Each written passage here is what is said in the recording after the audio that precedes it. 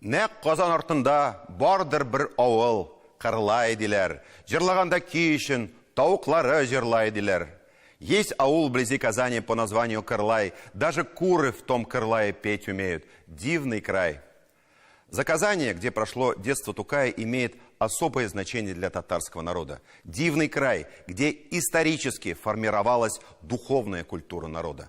Во-первых, его язык, ставший основой для литературного языка татар. Во-вторых, именно эта благодатная земля взрастила целую плеяду ярких представителей нашей интеллигенции. Один только Шагабуддин Марджани чего стоит. А ведь это личность мирового масштаба. Человек, чьи философские, богословские, просветительские труды получили мировое признание. Здесь родились крупнейшие представители татарской прозы и поэзии. Умар Баширов, Сибгат Хаким, Махмуд Галяу, Гариф Ахунов, Мухаммад Махдиев. Их произведения – это настольные книги, классика, без которой невозможно представить современную татарскую литературу.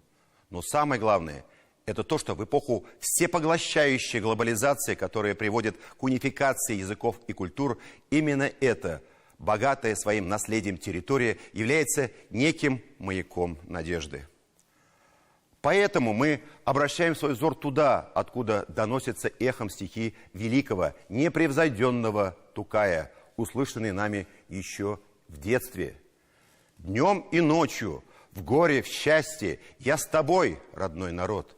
Я здоров твоим здоровьем, твой недуг меня гнетет. Неужели Тукай был провидцем? О какой болезни он попытался нас предупредить? Не о том ли недуге, который сегодня параличом сковывает наш родной язык, наши умы и наши сердца? Подробности у Эльзиры Юзаевой.